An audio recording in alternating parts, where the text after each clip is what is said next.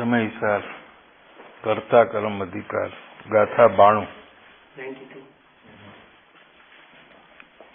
આત્મા કરતા છે એમાં આપણે 92 આદિ ગાથાનો રેફરન્સ આપ્યો હતો 6 પદના પાઠમાં तो ये गाथा जरा समझिए। गाथा का मथाड़ू क्या है?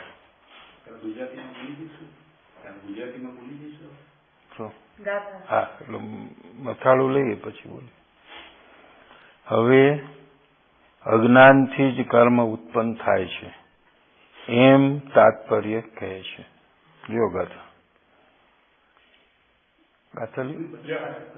હા લ્યો લ્યો।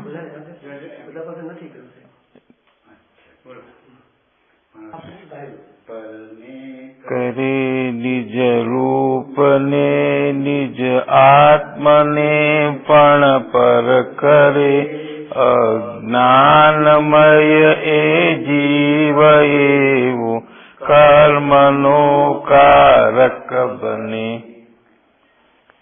गाथा माने गाथा का अर्थ जे परने पोतारूप करे छे अने पोताने पण पर करे छे ते अज्ञानमय जीव कर्मनो करता थाय छे।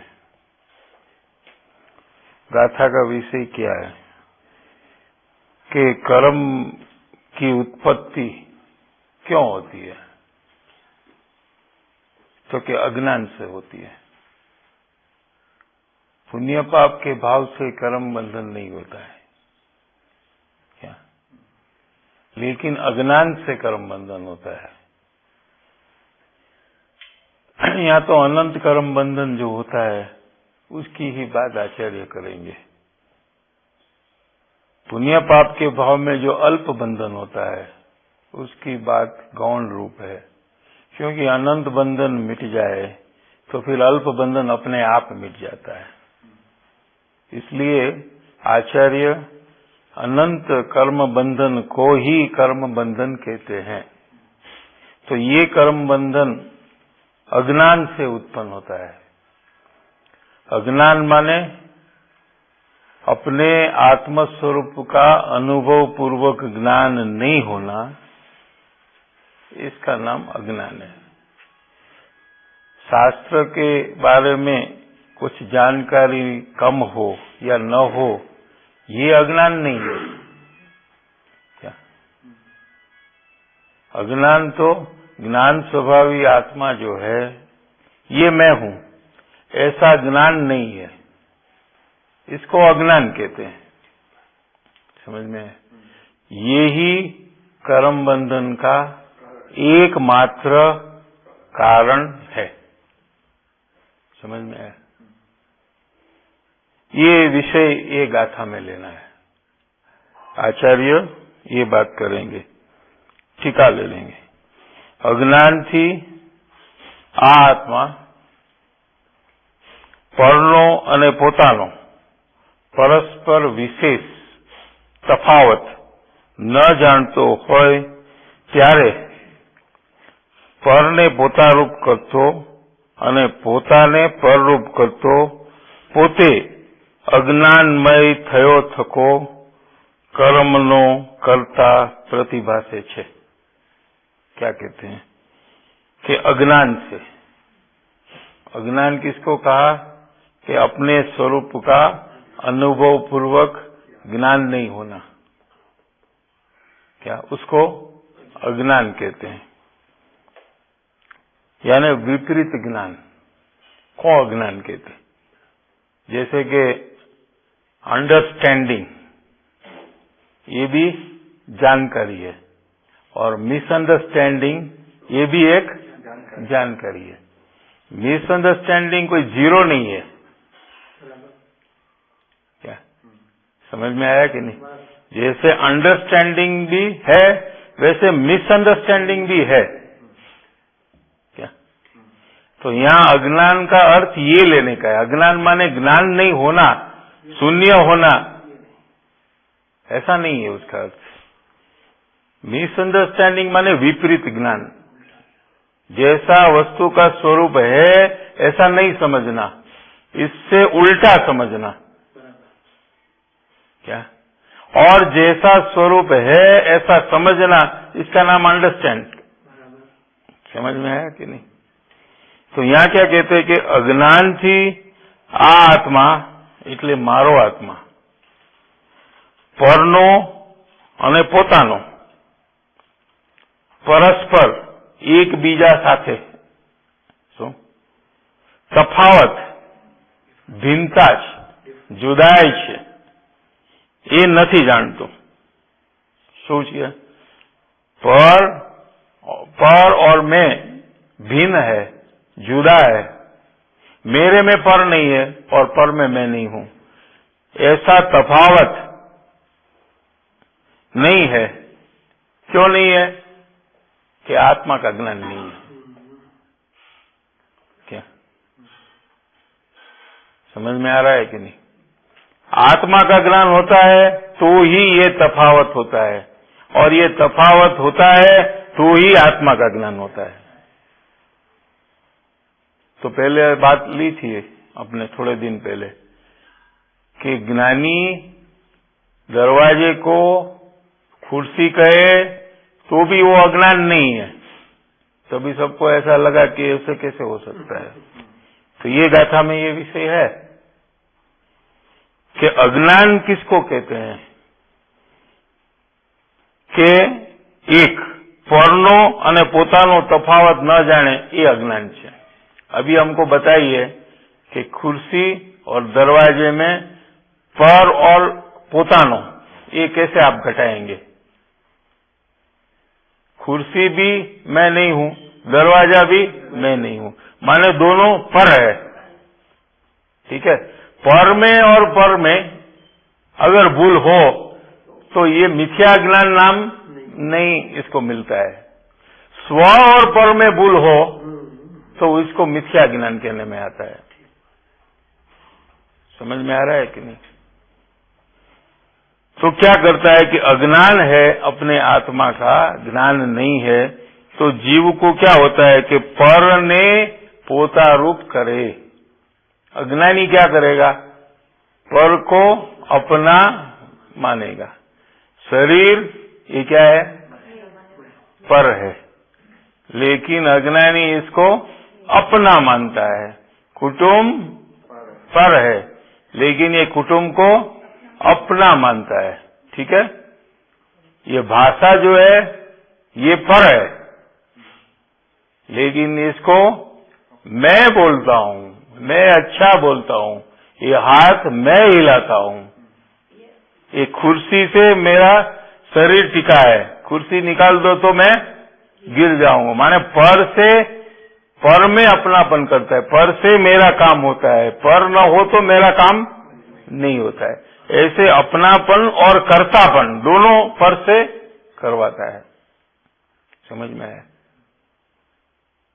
पर को अपना जानना, इसका नाम अज्ञान है। ठीक है? इतना ही नहीं कहा, ये 50% किया अज्ञान का स्टेटमेंट। बाकी का 50% क्या है કે પોતાને પર કરતો। લો આ વાત ખાસ સમજવાની છે। પોતાને माने आत्मा जो है ये मैं हूं, इसको पर करता है वो। ये जो शरीर को अपना जानता है वो आत्मा को पर जानता है। तो कितना बड़ा गुनाह हुआ। इसलिए अनंत बंधन होता है। सबसे बड़ा गुनाह यही है ना। ऐसा लगे कि शरीर को अपना जाने तो इसमें इतना बड़ा दोष आप क्यों? जैन दर्शन में ये बोलते हैं ना, काकड़ी का चोर को फांसी की सजा। तो छोटी छोटी बात के लिए ये लोग सबको अनंत जन्म मरण में डाल देते हैं। जैन लोग का क्या है कि बहुत बड़ी बड़ी सजा कर देते हैं। छोटी बात करो तो कि जाओ घूमो 84 लाख में। अरे अपना शरीर जो है उसको ही तो अपना माना है ना, दूसरे का शरीर कहाँ माना है? तो इसमें क्या इतनी बड़ी सजा? ऐसा जीव को लगता है, लेकिन शरीर को अपना जाना तो अंदर में जो परमेश्वर तू है उसको पर जान लिया, तो ये कितना बड़ा दोष हुआ। समझा इसे कि नहीं? स्वयं परमेश्वर है, शक्ति रूप है। अभी क्या अवस्था में तो संसार की दशा है, अभी राग द्वेष क्रोध मान माया लोभ के परिणाम में लीन है। ये वर्तमान हालत है जीव की, आत्मा की। लेकिन आत्मा तो शक्ति रूप परमेश्वर अभी ही है। शक्ति रूप का इसका मतलब क्या कि परमेश्वर होने की वर्तमान अवस्था अंदर से आएगी, ऐसी शक्ति वाला आत्मा है। कब? अभी भी, वर्तमान में। क्या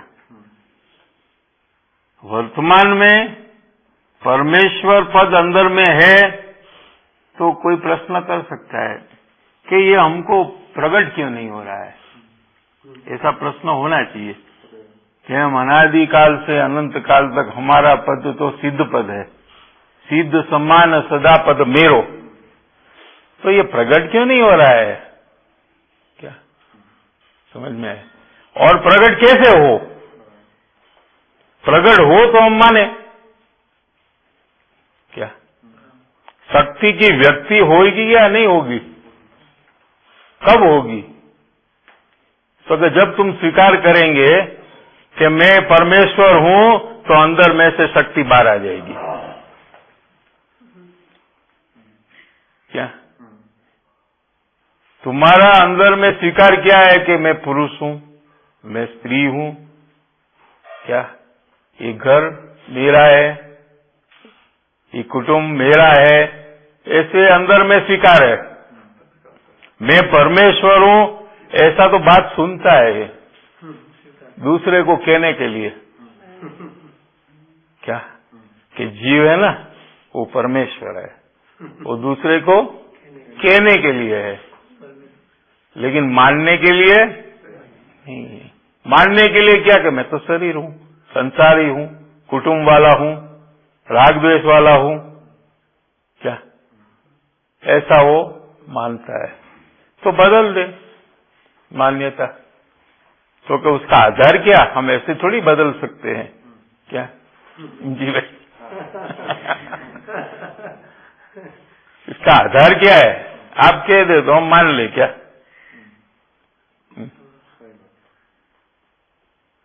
तो इसमें तो आपको देवगुरु शास्त्र का आलंबन लेना ही पड़ेगा।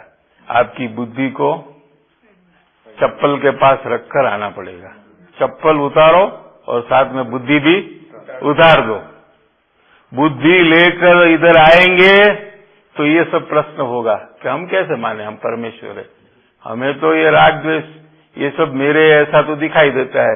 भूख लगती है, खाना खाते हैं, घूमते हैं, बैठते हैं, बातें करते हैं, और हम परमेश्वर है। ये क्या बात कर रहे हैं आप? ऐसा कोई परमेश्वर हो सकता है क्या? क्या समझ में आया? तो देवगुरु शास्त्र कहते हैं कि तू भगवान छो। तो तुम्हें देवगुरु शास्त्र के प्रति कोई श्रद्धा है कि नहीं? कि नहीं है? 100% है तो मान लो ना मैं परमेश्वर हूं। नहीं, आप है इसलिए मानो, हम कहते हैं इसलिए नहीं मानो कि मैं परमेश्वर हूँ। अभी मुझे फील करना पड़ेगा। हाँ, मैं कहा हमने जो देखा वही तो हमने बताया। सही बात है। आप भी देखो अंदर में, सही बात तो दिखाई देगा आपको भी। जहाँ देखना चाहिए वहाँ आप नहीं देखते हैं, तो कहाँ से दिखाई देगा? हमको पीछे क्या हो रहा है वो दिखाई नहीं दे रहा है। तो पीछे क्या हो रहा है हमको नहीं दिखाई दे रहा है। क्या तो गलती किसकी है? तो क्या करना चाहिए हमको? पीछे देखना हो तो घूम जाए हम, तो दिखाई देगा। क्या आप कहे कि पीछे ये पेड़ है, हम बोलते कि नहीं है। क्या बात कर, हम तो यहाँ देखेंगे, पेड़ नहीं है ना। आप बोलते है, हम बोलते नहीं है, क्योंकि हम यहाँ देखते आप वहां देखते। क्या? अब कितना भी हमको समझाए, नहीं नहीं, कहाँ है यहाँ पे, ये तो बाबूजी है। क्या? ऐसे ज्ञानी बताते हैं कि तू परमेश्वर है, तो ये सामने देखता है, कहा परमेश्वर तो कुछ दिखाई नहीं देता है, क्या बात कर रहे? लेकिन ज्ञानी जहाँ देखते हैं वहां तू देखना, तुझे परमेश्वर पद दिखाई देगा।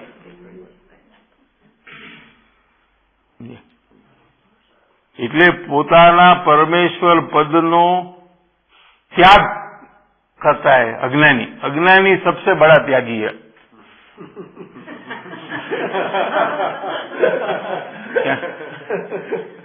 कोई 100 रुपया दे दे तो उससे बड़ा तो लाख रुपया दे, वो त्यागी है कि नहीं?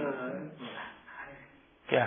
कोई लाख दे दे, उससे बड़ा पूरा अपना जितना पैसा है आप ले जाओ, उसका त्याग मैं करता हूं, तो उससे बड़ा त्यागी है। माने जितना वैल्यूएबल चीज हो उतना बड़ा त्याग होता है कि नहीं? और सबसे वैल्यूएबल तो परमेश्वर है, उससे तो ऊपर कोई है नहीं, तो उसका त्याग करता है, तो महात्यागी है। હવે નાના નાના ત્યાગ કરીને તારે શું કરવું છે? આટલો મોટો ત્યાગ કર્યો છે તે શું કર્યો છે કે નહીં?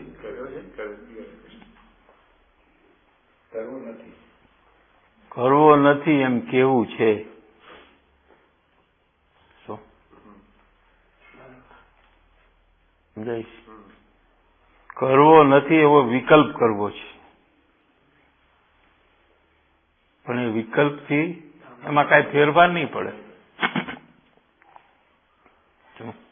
સ્વરૂપને ગ્રહણ કર ને એટલે નહીં થાય ત્યાગ। શું તારું પરમેશ્વર પદ છે એને તારા જ્ઞાનમાં ગ્રહણ કરી લે, શું એમાં પોતાપણું કરી નાખ, એ કદી તારો સાથ નહીં છોડે, તને કદી દગો નહીં દે।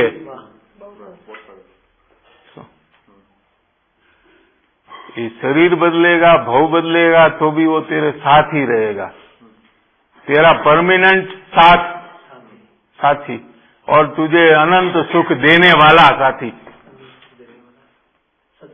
दुख का अंश भी नहीं तुझे देगा वो, ऐसा तेरा परमेश्वर पद का स्वीकार, खाली स्वीकार करने से अपना हो जाता है। लो ना, कितना इजी है, खाली हाँ कहने का है। गुरुदेव श्री कहते थे कि हाँ कहे तो तारी हालत बदलाई जाए। क्या? हाँ हूँ परमेश्वर छू, हाँ कही दे तो अंदर में तू परमेश्वर थी जाइस, बस।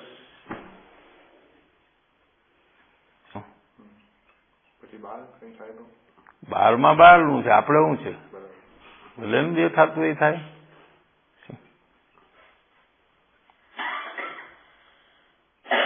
સર્વ જીવ છે સિદ્ધ સમ, બરાબર છે। હવે બીજી લાઈન શું છે કે જે આવું સમજે એ સિદ્ધ થઈ જાય। ખાલી સમજે આટલું, શું સમજે કે સર્વ જીવ છે સિદ્ધ સમ। सर्व में मैं भी आ गया ना, कि नहीं आया? सर्व जीव से सिद्ध सम, बस इतना आप समझ लो। ऐसा कहते हैं, जे समझे ते सिद्ध थाय, जे सांभळे ए सिद्ध न थाय, जे गाय ए सिद्ध न थाय, जो सुने वो सिद्ध नहीं होता है। जो ये गाना गाता है ना, जे स्वरूप जो भी गाता है उससे वो सिद्ध नहीं होता है। जो समझता है कि सर्वजीव सिद्ध है वो सिद्ध हो जाता है। કેટલું સહેલું છે જો। પરને પોતા રૂપ કરતો शरीर, पुण्य पाप के भाव, ये सब पर है। इसको पोता रूप, आत्मा रूप करता है, ये ही जीव है। शरीर हलन करे, चलन करे, तो यही जीव है। क्या समझा इसके नहीं? ऐसे पर को पोता रूप करता है और पोता ने पर कर तो પોતે અજ્ઞાનમય થયો થકો કર્મનો કરતા પ્રતિભાસે છે,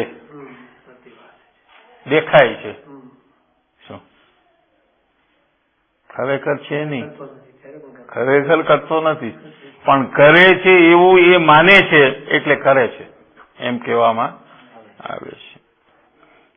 તે સ્પષ્ટતાથી સમજાવવામાં આવે છે. अमृतचंद्र आचार्य 1000 साल पहले ये बात को समझाने के लिए एक दृष्टांत देते हैं. क्या?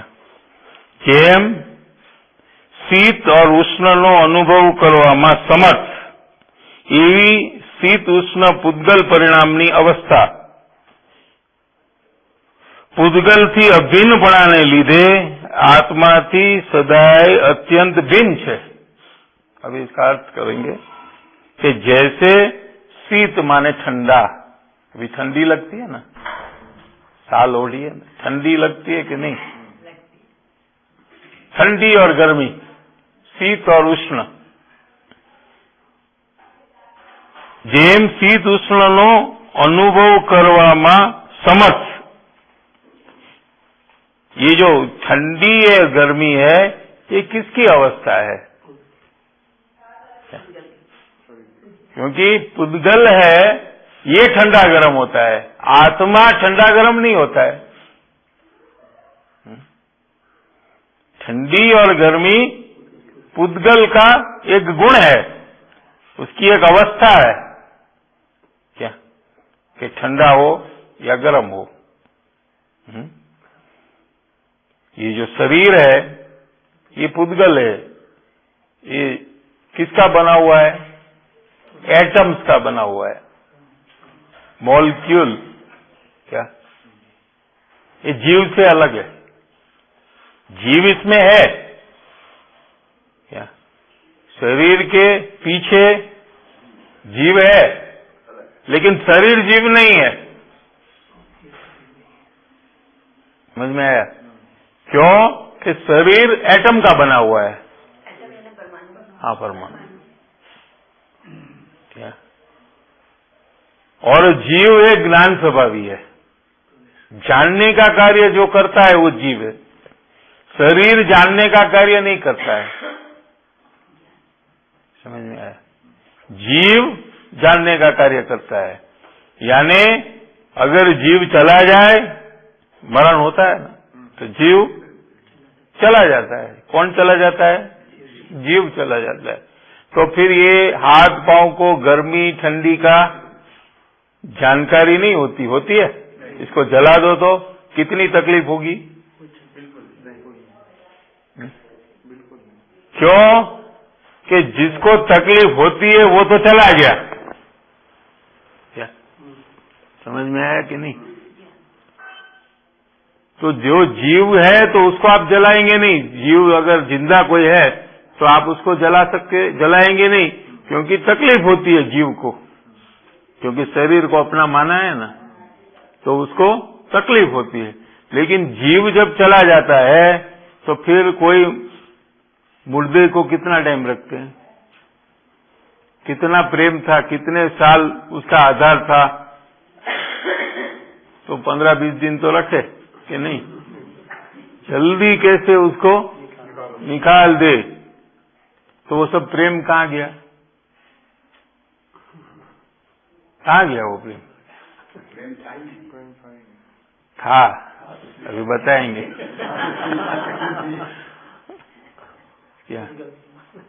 तो वो शरीर को जब जिंदा था तो जरा भी कुछ तकलीफ हो तो यहाँ तकलीफ होती थी.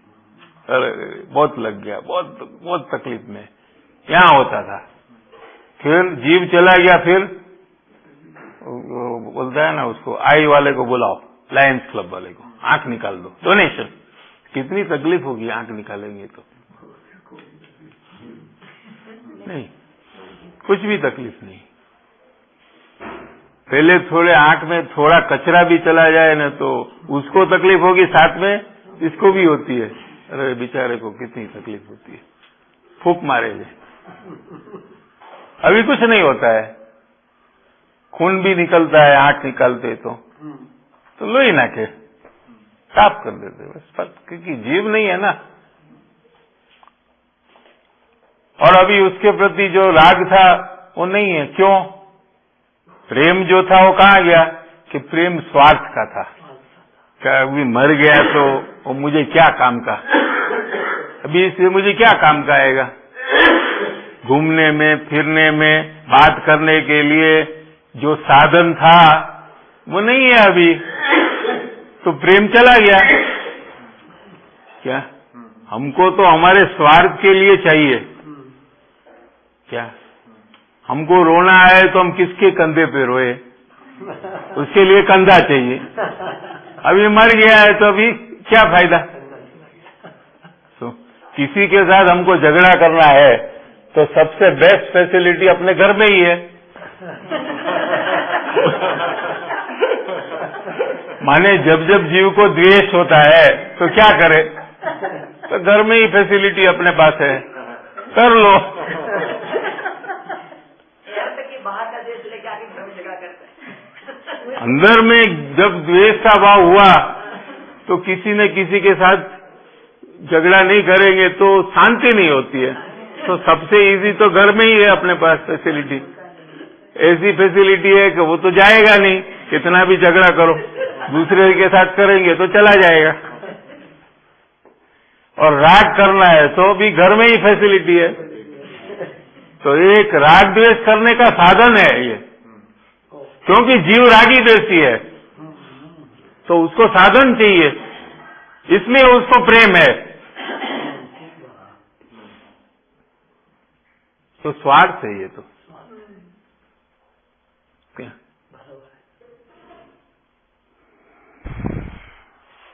जैसे ठंडी और गर्मी, शरीर है ना ये ठंडा हो जाता है या गर्म हो जाता है। आत्मा उसके साथ ठंडा गर्म नहीं होता है। क्या? क्योंकि आत्मा का कोई गुण नहीं है कि ठंडा हो या गर्म हो। लेकिन आत्मा ऐसा मानता है कि शरीर को ठंडी लगती तो मुझे ठंडी लगती है। तो ये मुझे कौन है? आत्मा। समझ में है? इसका नाम अज्ञान है। मुझे ठंडी नहीं लग रही है, शरीर को लगती है, और मैं तो ज्ञान स्वभावी हूं, इसलिए ठंडी का ज्ञान मुझे होता है। ठंडी का ज्ञान मुझे होता है, आत्मा को होता है, लेकिन आत्मा को ठंडी नहीं लगती है। अज्ञान शू है ये बताते हैं आचार्य कि अज्ञान का अनुभवन कैसे अज्ञानी करता है। जो अज्ञान है वही मिथ्यात्व। हाँ, अज्ञान माने ज्ञान की मुख्यता से कथन करते हैं तो अज्ञान कहते हैं। श्रद्धा गुण की मुख्यता से कथन करे तो मिथ्यात्व कहते हैं। चारित्र गुण की मुख्यता से कथन करना है तो मिथ्या चारित्र कहते हैं। क्या ये तीनों एक साथ रहता है? ये तीनों फ्रेंड्स है क्या? दर्शन, ज्ञान और चारित्र ये तीनों फ्रेंड है, क्लोज फ्रेंड है क्या? Very very close friend. तो जब मिथ्या ज्ञान होता है तो मिथ्या चारित्र और मिथ्या दर्शन तीनों साथ में ही फ्रेंडशिप रखकर रहते हैं। फिर एक सम्यक ज्ञान होता है तो सब सम्यक दर्शन और सम्यक चारित्र ये तीन फ्रेंड हो जाते हैं। ये तीनों साथ ही रहेंगे, या वो तीन रहेगा या ये तीन रहेगा। क्या? दो ग्रुप है, ए ग्रुप एंड बी ग्रुप। क्या? ए ग्रुप वाले साथ में रहते हैं, बी ग्रुप वाले साथ में रहते हैं। क्या? ए में से एक और बी में से दूसरा, ऐसे फ्रेंडशिप नहीं हो सकती। ये दो सब एनमीज है। ए और बी के बीच में एनमिटी है, एक दूसरे के विरुद्ध है। क्या? माने सम्यक ज्ञान हो और मिथ्या दर्शन हो, ऐसा नहीं हो सकता है। क्या? और सम्यक ज्ञान और सम्यक दर्शन हो तो चारित्र मिथ्या हो, ऐसा भी नहीं हो सकता है। सम्यक चारित्र ही रहता है, एक ही साथ तीनों प्रकट होता है। क्या? जो समय में सम्यक ज्ञान होता है वही समय में सम्यक दर्शन और सम्यक चारित्र होता है। तीनों एक साथ अविरुद्धपणे। ठंडी गर्मी में वेदर વેદન થાય છે, તો એ વેદન કરનાર કોણ? ઠંડી ગરમીનું વેદન થતું નથી. ઠંડી ગરમીના જ્ઞાનનું વેદન થાય છે. શું?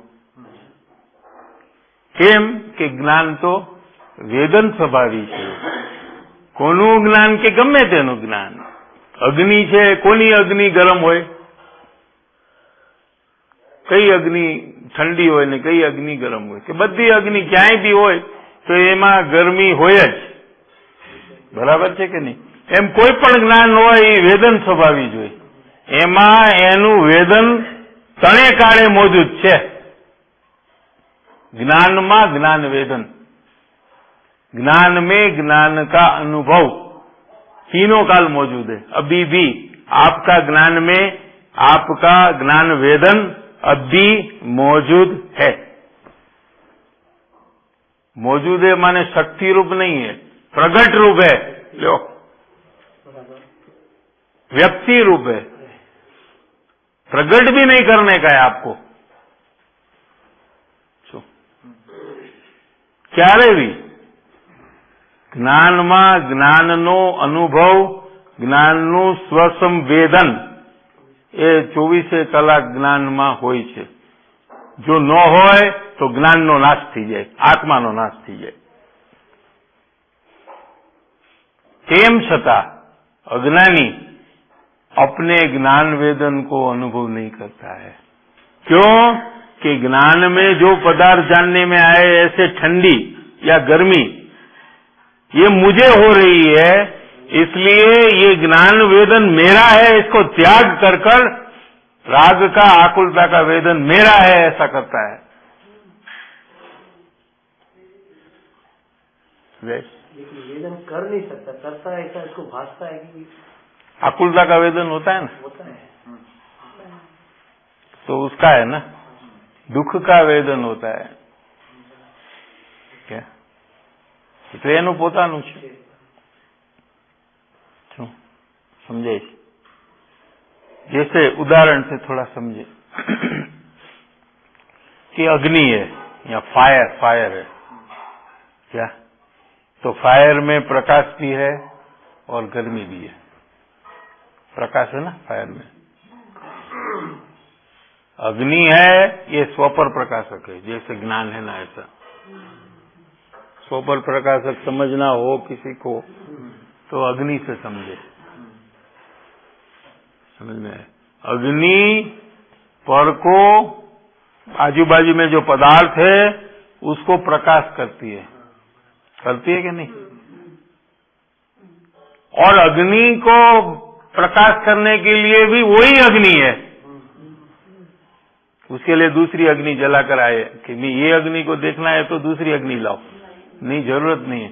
जो प्रकाश में ये आजू बाजू में जो पदार्थ है ये जानने में आते हैं, वही प्रकाश में अग्नि भी जानने में आती है. इसका नाम स्वपर प्रकाशक. શું? અગ્નિનું ન સમજાય તો આપણે ટ્યુબલાઇટનું લઈએ कि अभी तो अग्नि का परिचय नहीं है ना लोग को. ट्यूबलाइट, ये जो ट्यूबलाइट है, ये इसके कारण से सब जानकारी हो रही है ना. यहाँ कौन बैठा है, जो प्रकाश में जान रहे हम कि ये सब लोग है. ठीक है?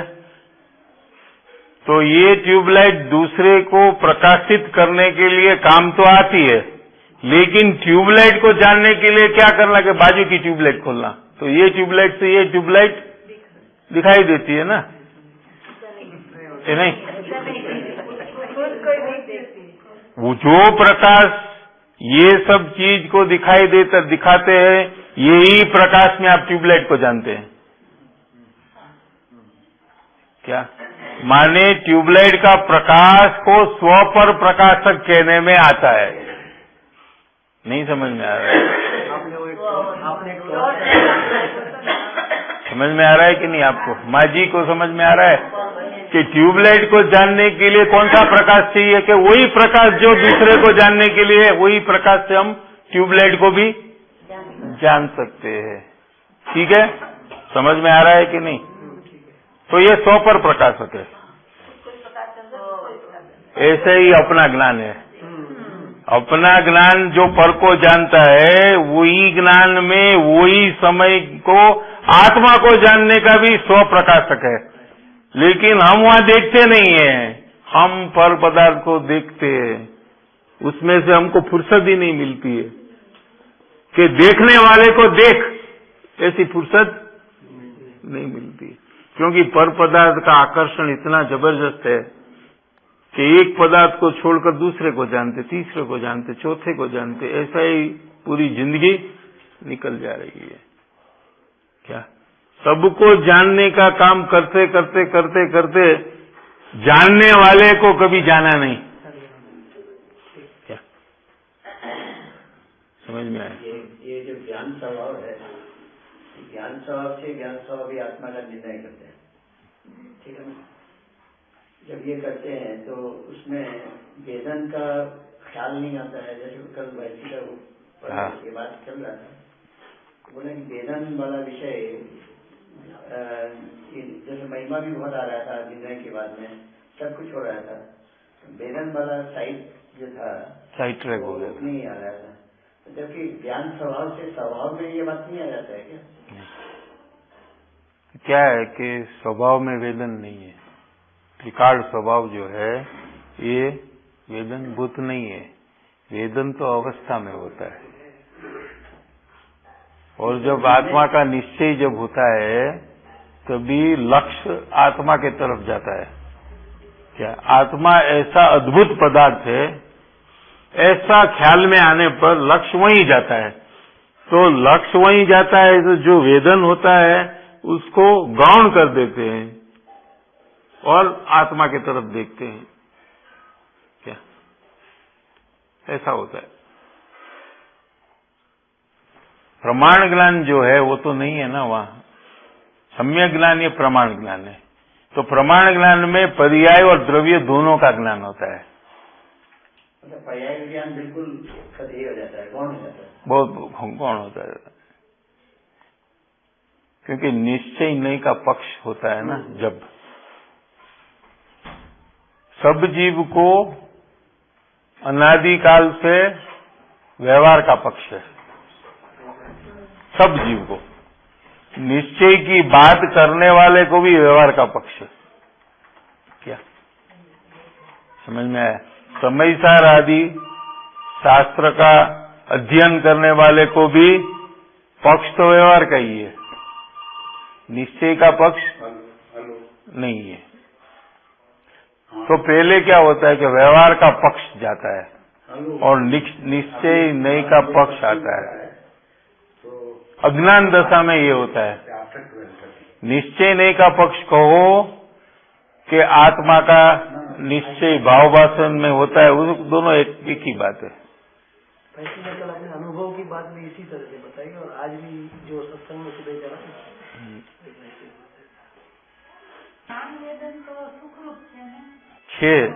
એ તો તમે વાંચીને સમજ્યા છો।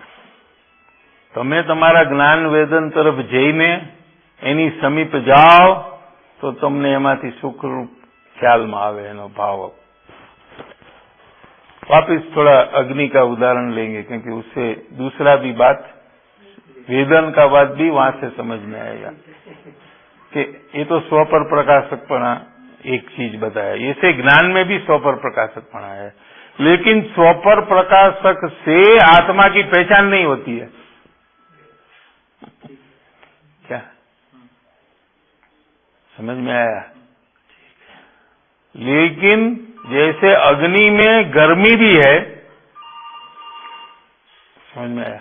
अग्नि में और एक गुण है, गर्मी, ठीक है? तो ये गर्मी है, ये उसके पास आप जाए तो आपको गर्मी का अनुभव होता है, ठीक है?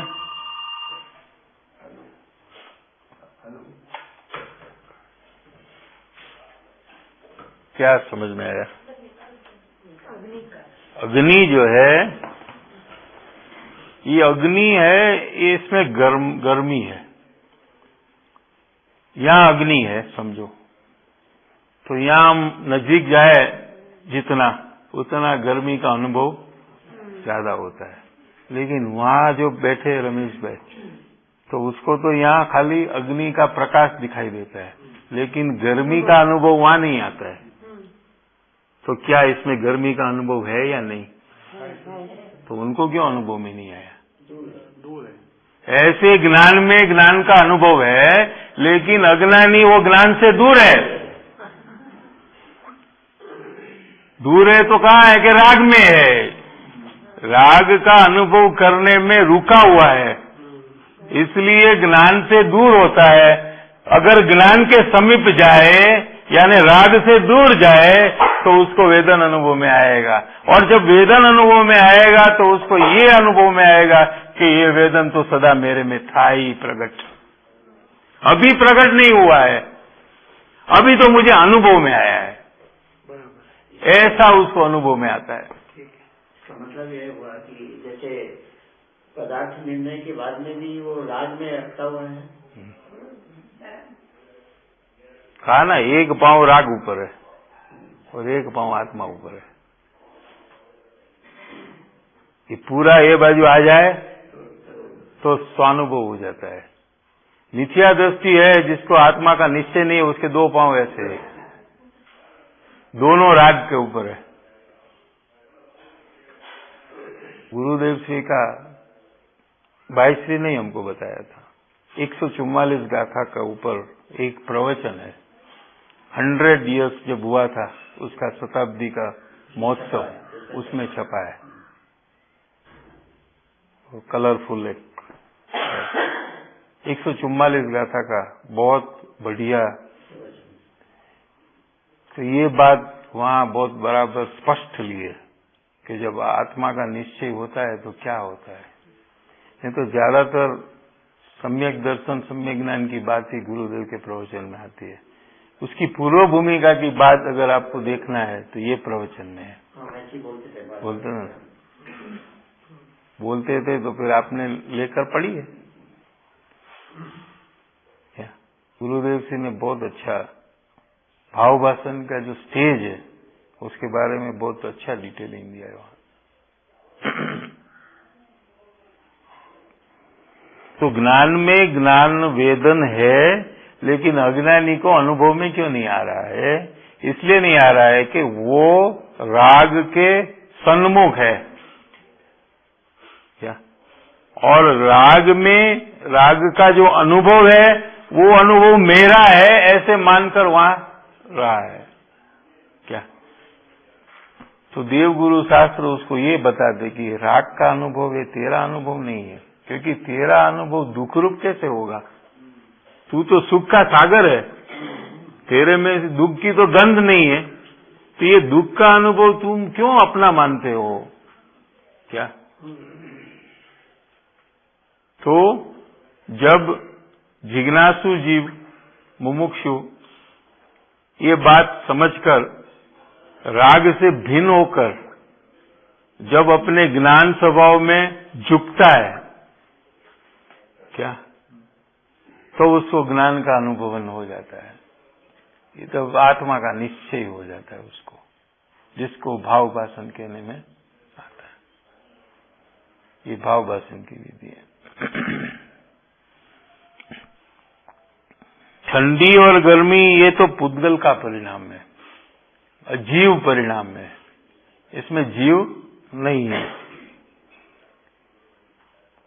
और इसलिए ये आत्मा से अलग है। पुद्गल का परिणमन है, ये आत्मा से जुदा है, अलग है, भिन्न है क्या। ये आत्मा थी सदाई अत्यंत भिन्न है, टोटली अलग है, जरा भी उसमें आत्मा का और आत्मा में पुद्गल का कुछ भी नहीं है। जैसे कपड़ा आपने पहना है ना, ये शरीर से भिन्न है कि नहीं? क्या ये भिन्न है ना? जैसे शरीर कपड़ा है आत्मा का, कपड़ा बदल सकते हैं लेकिन आत्मा नहीं बदलता है क्या। ये कपड़ा बदलकर दूसरा कपड़ा दूसरी गति में लेगा, लेकिन आत्मा तो वही का वही है। क्या जो मनुष्य का कपड़ा पहनकर अभी है वही आत्मा समझो कि आगे देवलोक में जाएगा, देव का कपड़ा पहन लेगा। क्या लेकिन आत्मा तो वही का वही है, वो नहीं बदलता है।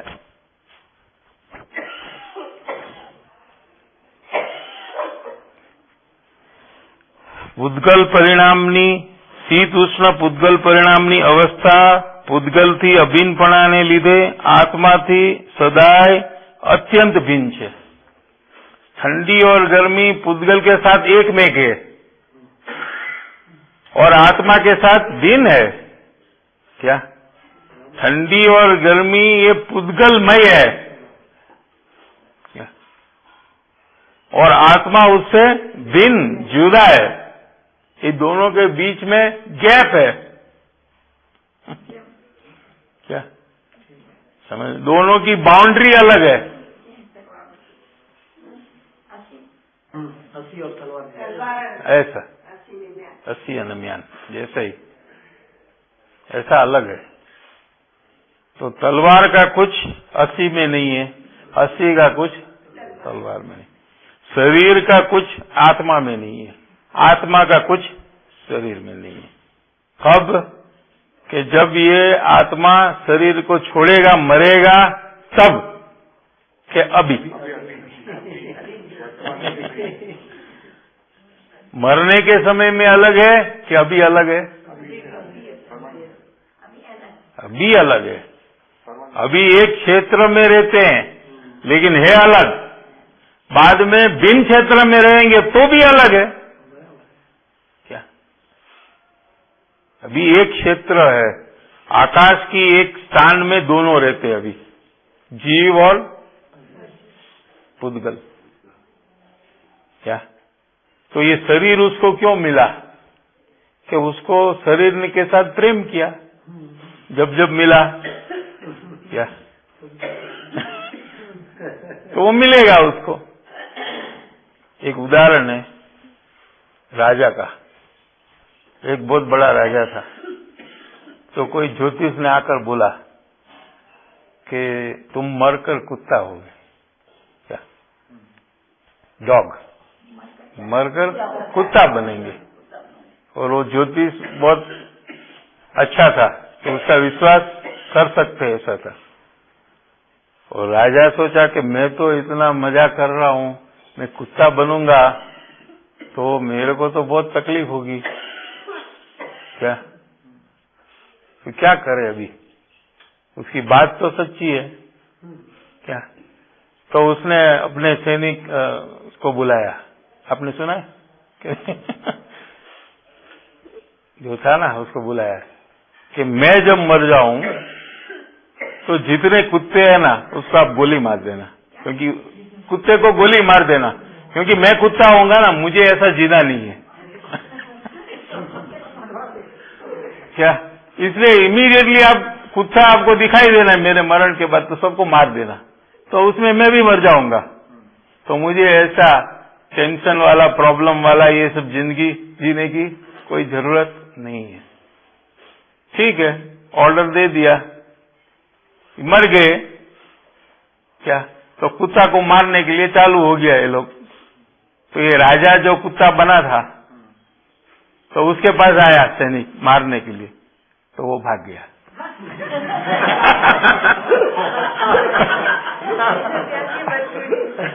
क्यों कि अभी इसके कुत्ते के शरीर के साथ प्रेम हो गया। उसको अभी ये कुत्ते का शरीर बहुत पसंद आ गया। अभी जब राजा था तो राजा का शरीर पसंद आया था, कुत्ता नहीं बनना था। अभी कुत्ते का शरीर मिला तो इसको कुत्ता का शरीर बहुत पसंद है, तो उसको मरना नहीं है, कि हमको इसमें ही रहना है। हाँ, क्योंकि शरीर के साथ प्रेम है ना। वैसे कहाँ कोई मरता है? मरने का अर्थ क्या? जो अलग है वो अलग हो जाते, उसका नाम मरण है। जीव और शरीर है ये अलग है, अभी ये क्षेत्र से अलग हो जाते हैं। क्या तो उसमें क्या हुआ, क्या बड़ा प्रॉब्लम हुआ? क्या हुआ? ये कपड़ा है, ये शरीर है, ये अभी तो अलग है ना दोनों, कि नहीं है? ठीक है, अभी ये कपड़ा वो रूम में डाल दो और शरीर ये रूम में हो, तो क्या प्रॉब्लम है? कपड़े में कोई नुकसान नहीं हुआ, शरीर में भी कोई नुकसान नहीं हुआ, तो फिर रोते क्यों है? क्या किसकी तकलीफ है? कपड़े में तो कुछ खराब नहीं, और कपड़ा वो रूम में पड़ा है, शरीर ये रूम में पड़ा है, तो क्या नुकसान हुआ? अच्छा नहीं लगता, कपड़ा चाहिए। ये तो उदाहरण है, ये तो उदाहरण है ना, खाली समझ में आया? ये तो एक दाखला दिया है, ये पूरा उसके साथ नहीं मिलता है, सिद्धांत के साथ। ये तो अलग था तो उसको अलग किया, तो उसमें क्या रोना? अगर जीव का नाश हो जाए तो ठीक है, आप रो, ठीक है, या शरीर का नाश हो जाए, वो भी नहीं होता है, वो तो रूपांतर करता है। परमाणु है, उसका नाश होता है क्या? शरीर के परमाणु का? शरीर को जला देंगे तो क्या होगा? राख होगा, परमाणु स्वयं राख रूप हो जाएंगे। जो परमाणु शरीर में थे वही परमाणु राख में रहेंगे, परमाणु का तो नाश नहीं हो सकता है, तो किसके लिए रोना? कोई चीज का तो नाश हुआ ही नहीं है, समझा इसी के लिए।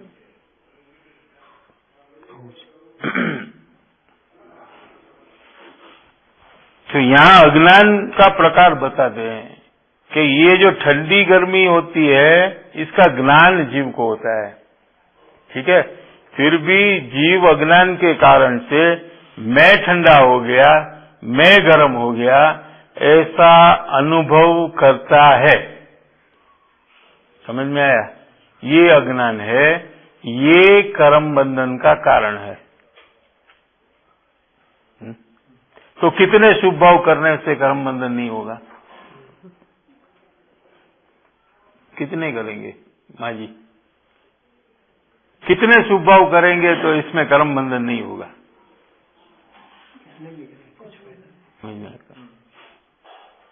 कितने शास्त्र पढ़ेंगे तो कर्म बंधन नहीं होगा? कितनी भक्ति करेंगे तो कर्म बंधन नहीं होगा? क्या? जब तक ठंडी और गर्मी मुझे हो रही है ऐसी भ्रांति नहीं छोड़ेंगे तब तक कर्म बंधन होगा। क्या? ठंडी और गर्मी का ज्ञान मुझे हो रहा है, क्योंकि मैं तो ज्ञान स्वभावी हूं ना, जानना मेरा काम है, तो मैं ही जान रहा हूं कि अभी ठंडी हुई। क्या? ठंडी का ज्ञान मुझे होता है, उसके बदले मैं ठंडा हो गया ऐसा अनुभव करता है, इससे कर्म बंधन होता है, अनंत कर्म बंधन होता है। समझ में आया? तेना निमित्ते थतो તે પ્રકારનો અનુભવ આત્માથી અભિન્ન છે। क्या कहते हैं? यह दो तरीके से बात ली है। एक तो अशुद्ध द्रव्यार्थिक नहीं का कथन है, तो ये गाथा का दो अर्थ निकलता है। क्या? अशुद्ध द्रव्यार्थिक नहीं यानी व्यवहार से देखे तो यहाँ अर्थ एक प्रकार होता है, और शुद्ध द्रव्यार्थिक नहीं यानी निश्चय नहीं से इसका अर्थ करे तो उसका प्रकार दूसरा होता है। तो पहले व्यवहारिक नहीं से हम अर्थ करेंगे, क्योंकि पहला ये समझना चाहिए कि जो ठंडी और गर्मी है ये तो पुद्गल का कार्य है, लेकिन ठंडी के काल में अंदर में जो द्वेष का भाव हुआ, अरे बहुत ठंडी है, नहीं मजा आ रही है, ये अणगमा रूप द्वेष का भाव है। ये द्वेष का भाव ये आत्मा से अभिन्न है, एक में के। क्या? और ठंडी और गर्मी ये आत्मा से अलग है। क्यों की मत करो ना, सीधा ही तो बात है, उसमें क्यों की करने की जरूरत है? आपको ये भाव हो रहा है कि नहीं देखना, ठंडी लगे तो ठंडी के प्रति आपको द्वेष आता है, अरे क्यों इतनी ठंडी है, क्या द्वेष का भाव अंदर में होता है। समझ में आया। और गर्मी जब हो रही है तो कोई एसी खोले तो आपको प्रेम राग का भाव होता है कि बहुत अच्छा किया। तो ये राग द्वेष का जो भाव होता है, ये राग द्वेष का परिणाम आत्मा से एकमेक है और ठंडी और गर्मी आत्मा से भिन्न है। समझाणु कि नहीं? भेद विज्ञान जिसको करना है तो पहले उसको ये जानना चाहिए। શું કીધું? સમજાય છે કે નહીં? નો સમજાય તો પૂછો, તો આ બી ટાઈમ ગયો જશે આમને આમ। कि जो शरीर में ठंडी गर्मी हो रही है वो तो बात वो पुद्गल की कारण कि शरीर पुद्गल है। आत्मा में खाली वो जानकारी आती है, वो है अभी बीच में जो आत्मा में दो होता है, एक तो राग द्वेष के परिणाम होते हैं और एक राग द्वेष और पुद्गल के परिणाम को जानने के ज्ञान के परिणाम होते हैं। तो आपको मालूम होता है ना कि अभी मुझे पसंद नहीं होता है, ये आपको मालूम पड़ता है ना कि नहीं पड़ता है कि ये ठंडी मुझे पसंद नहीं है। ठीक है, तो नापसंदगी का भाव जो हुआ वो अंदर में होता है और नापसंदगी का ज्ञान भी आपको होता है और शरीर गर्म हुआ, ये भी ठंडा हुआ, ये भी ज्ञान आपको होता है। माने 3 परिणाम है वहां टोटली। कितने हैं? 3। एक तो शरीर ठंडा गर्म हुआ, ये शरीर का काम है। ठीक है, और वो समय में जीव को द्वेष हुआ, अरे कितनी ठंडी है ये उदाहरण है, किसी को नहीं होता है, किसी को राग होगा कि बहुत अच्छा है, गुलाबी ठंडी है, ये तो एक उदाहरण है।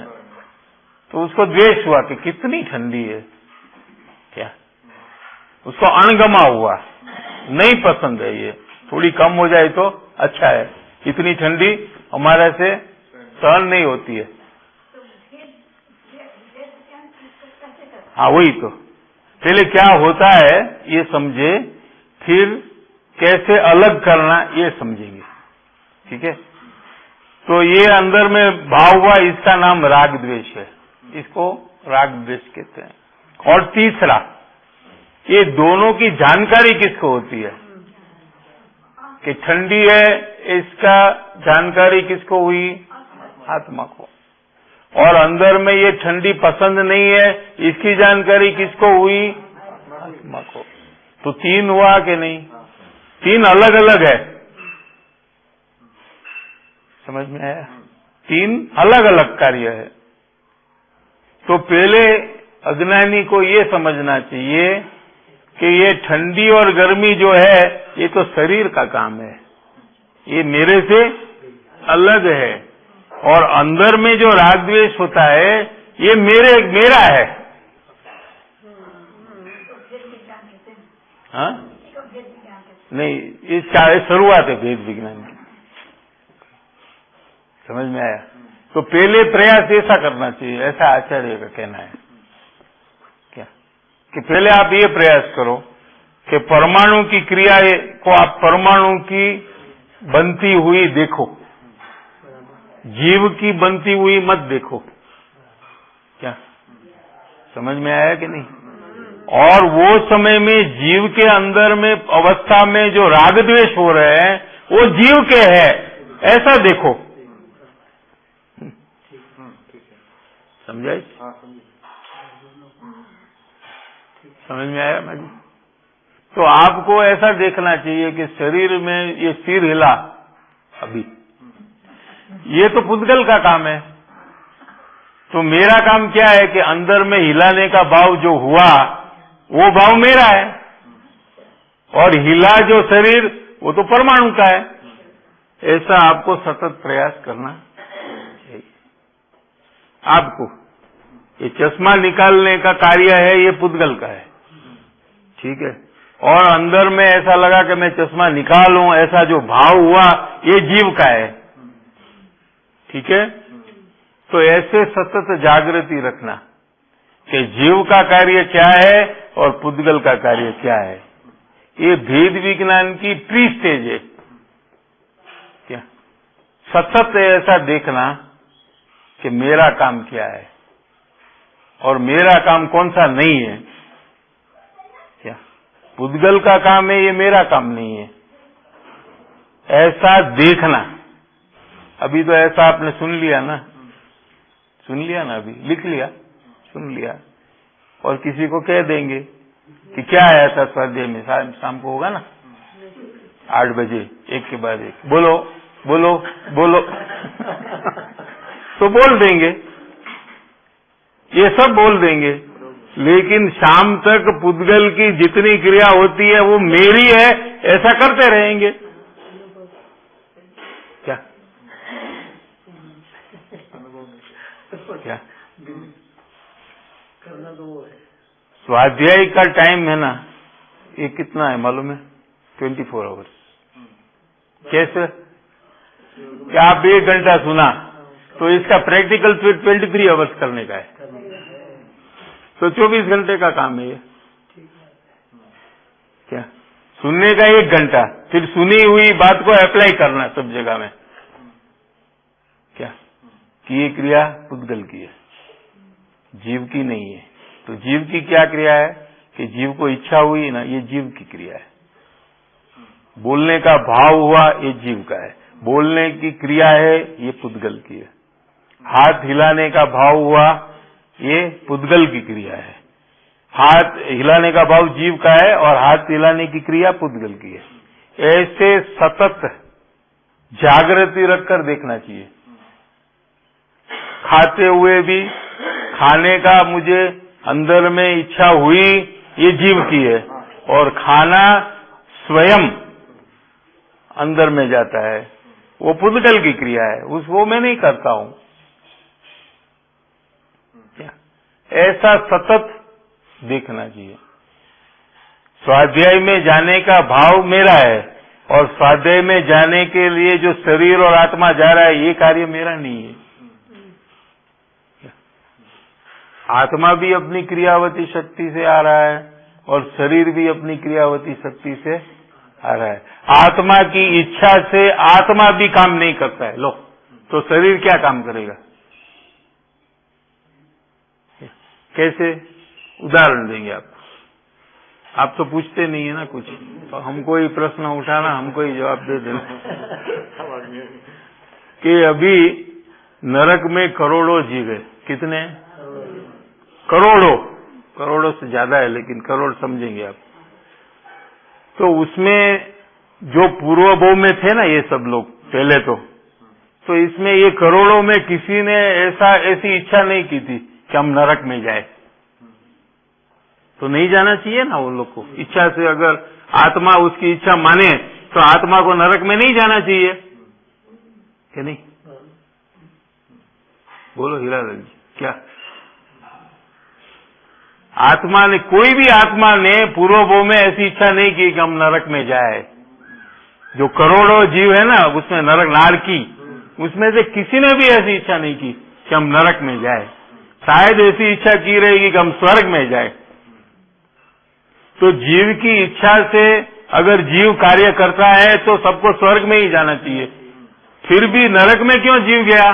कि वो इच्छा के अधीन भी नहीं है, जीव है, वो जीव की इच्छा नहीं मानता है। लो, तो फिर शरीर मानेगा, कुटुंब मानेगा। तो ये पागलपना नहीं है तो क्या है? फिर भी हम मानते हैं कि इसको हमारी बात माननी चाहिए, तो ये पागलपना ही है। तेरा जीवी तेरी बात नहीं मानता है तो दूसरे के पास क्या करेगा? जीव भी अपनी योग्यता से नरक में जाता है। क्या जीव की इच्छा से जीव नहीं जा रहा है? अभी भी ऐसा ही है। आपको सत्संग की, आपको कुन्नूर आने की इच्छा हुई तो ऐसा मत समझना कि आपका शरीर और आत्मा इसलिए कुन्नूर आया है कि ठीक है हम आत्मा को तो लेकर आए हैं, शरीर अपने आप आया है। ऐसा नहीं है। शरीर और आत्मा दोनों अपनी क्रियावती शक्ति से आए, क्षेत्रांतर से आए। जो क्षेत्र में था वो क्षेत्र भावनगर का क्षेत्र को छोड़कर कुन्नूर के क्षेत्र में आए हैं। तो वो आने में जीव की इच्छा निमित्त है, लेकिन जीव की इच्छा से ये नहीं हुआ है। ऐसा बन गया है तो जीव ऐसा मानता है कि मैंने इच्छा की इसलिए कार्य हुआ है। ठीक है। और ऐसा दृढ़ता इसको क्यों हो रही है ऐसा, इसका कारण क्या है कि वो क्या करता है कि अपनी इच्छा जो है उसको याद रखता है और जो इच्छा रूप कार्य हुआ है उसको ही याद रखता है। बीच बीच में अपनी इच्छा अनुसार जो कार्य नहीं हुआ है ना उसको निकाल देता है, उसमें से कंप्यूटर में से वो एंट्री को ही निकाल देता है। माने उसके ज्ञान में पूरा यही है कि 25 साल पहले मैंने ये इच्छा की, मैंने ऐसा काम किया, ये इच्छा की। वो बीच बीच में जो इच्छा के अनुसार नहीं हुआ है ना वो सब उसने निकाल दिया है, फिल्टर कर दिया है। क्योंकि उसको अज्ञान को टिकाना है ना उसको कि मेरी इच्छा से काम होता है, तो ऑटोमेटिक उसका विचार ही ऐसा आएगा कि क्या क्या हुआ है मेरी इच्छा से, वो ही याद रखता है वो। लेकिन मुमुक्षु जो है वो सबको याद रखता है कि देखो ये इच्छा मैंने की, ये नहीं हुआ, ये नहीं हुआ, ये नहीं हुआ, ये नहीं हुआ, ये मैंने सोचा अरे पानी पीना है ना, वो इच्छा से पानी जैसा चाहिए वैसा नहीं मिलता है। लो आप कभी जरा अवलोकन कर देखिए रमेश भाई कि जब आपको पानी की प्यास लगे ना तो आपको पानी चाहिए ऐसा आप कहेंगे किसी को कि पानी हमको दो, ठीक है। लेकिन आपकी इच्छा के साथ आपको कैसा पानी चाहिए, कितना ठंडा, वो भी उधर है क्या? तो उससे कम ठंडा आएगा। क्यों ऐसा आप पानी दे रहे, जरा ठंडा लेकर आओ। क्योंकि इच्छा जो आपको मात्रा में ठंडा चाहिए वो मात्रा की भी इच्छा होती है साथ में, लेकिन ऐसा पानी कहाँ मिलता है, या तो उससे गर्म मिलता है या तो बहुत ठंडा मिल जाता है। तो अपनी इच्छा से तो कुछ हो नहीं रहा है, ऐसे जो देखते रहता है ना उसको मालूम पड़ता है कि इच्छा से तो कुछ हो ही नहीं रहा है। जब हो रहा है तो भी नहीं हो रहा है, जब नहीं हो रहा है वो तो दिखाई देता है कितना। तो जब अपने इच्छा की ऐसा मैं करूं तो काम नहीं होता है तो उसका दोष हम सामने वाले ऊपर डालते कि आपके कारण से ये काम नहीं हुआ। ठीक है, ऐसा ज्ञान है अज्ञानी के पास। ठीक है, कि हमको तो कुनूर आना था लेकिन इन्होंने ऐसा कहा इसलिए हम नहीं आए। जब नहीं आते तो ऐसा कहते। ठीक है, और जब वो कार्य होता है अपनी इच्छा के अनुसार तभी ये ऐसा नक्की कर दे कि मैंने इच्छा की ना इसलिए काम हुआ। अगर इच्छा नहीं करता तो काम नहीं होता। तो ऐसा वो अंदर में डिवीजन कर रखा है ऑटोमेटिक। ये अज्ञान है ना, इसको ये सब उल्टा काम करवाता है अंदर में। तो भावना क्या काम करती है? भावना का सब्जेक्ट क्या रहता है? जो इच्छा है या भावना है उसमें क्या डिफरेंशिएट हो जाता है? इच्छा और भावना में क्या है कि तीव्र इच्छा या एकमात्र इच्छा भावना में कन्वर्ट होती है। वो भी एक इच्छा जैसा ही एक भाव है, भावना भी। लेकिन इच्छा को हम भावना नहीं कहते हैं। इच्छा हम पर में लगाते हैं, माने गलत पाप की इच्छा को हम इच्छा कहेंगे। भावना है ये तो अच्छे कार्य के लिए हम ये शब्द प्रयोग करते हैं। स्वरूप की भावना, आत्मा की भावना, इसमें हम ये प्रयोग करते हैं। हाँ, ऐसा માત્ર જોવાનું જે થાય છે એ તો એની સાથે એમ ન લેવાય કે જે જાણનાર છે તે આ જે જાણે છે તે એ હું છું એની સાથે એમ ન લેવાય। એમ તમે લ્યો તો તમને જાણનાર તો ખ્યાલમાં આવતો નથી, બરાબર છે? જાણે છે એવો ભાવ પણ ખ્યાલમાં આવતો નથી, તો પછી તમે નકરી કલ્પના સિવાય શું કરો છો? જે વસ્તુ તમને ખ્યાલમાં નથી આવતી એ વસ્તુ હું છું એમ તમે કરો तो ये कल्पना है। भले साचू हो, भले शास्त्र के साथ मेल वाली बात हो, फिर भी वो कल्पना ही है। समझ में आया कि नहीं? जब तक जो आप कहते वो तो आपको ख्याल में नहीं है अंदर में, तो आप कल्पना कर रहे। कल्पना किसको कहते हैं? कोई भी संसार में आप कल्पना के जैसा है उससे अलग देखे तो उसको कहेंगे तुम कल्पना करते हो। ठीक है, तो आपको आप कैसा अपने को देखते हैं कि शरीर रूप देखते हैं, राग रूप देखते हैं, आप देखते हैं ऐसा। और फिर मन में विकल्प में क्या करता है कि जानने वाला मैं हूं, जानने वाला मैं हूं, जानने वाला मैं हूं। राग वाला मैं हूं ऐसा अनुभव करते हैं, शरीर वाला मैं हूं ऐसा अनुभव करते हैं, और विकल्प करते हैं कि जानने वाला मैं हूं। इसलिए अवलोकन जो है वो कल्पना नहीं है, अवलोकन में बस बराबर है, अवलोकन में बराबर आएगा, क्योंकि देखता है ना वो, इसलिए आपने देखना बताया, विकल्प थी कहीं काम नहीं थતું।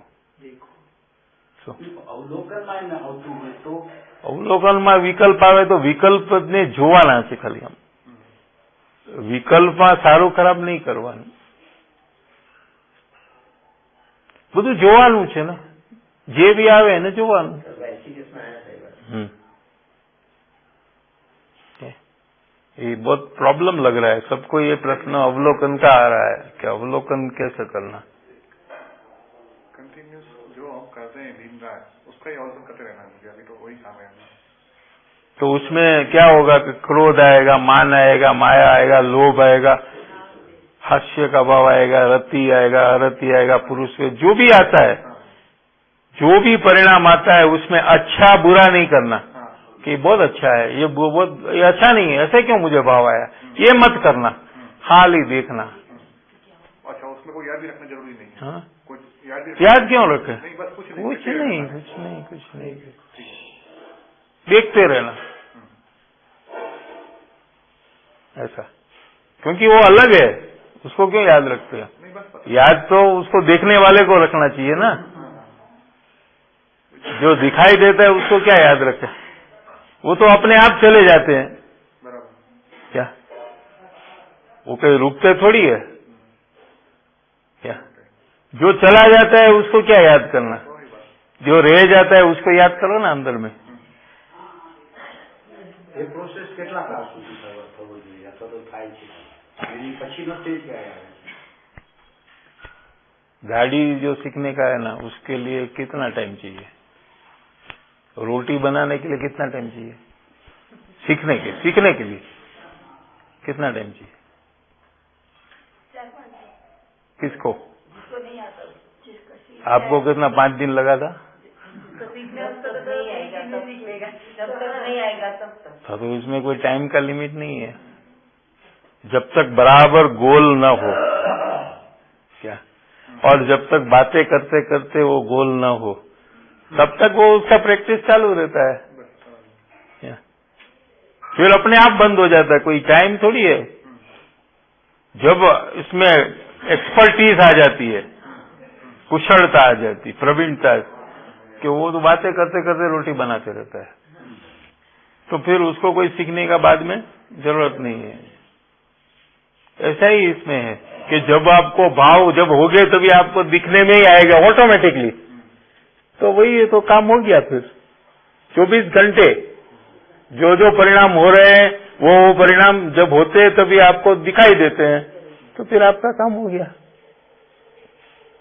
वो करिए आप, फिर क्या होता है वो बोलिए, तो फिर उसके आगे क्या करना वो मालूम पड़ेगा। क्या अभी से बोल देंगे आपको, तो फिर आप उसके बाद की बात पूछेंगे।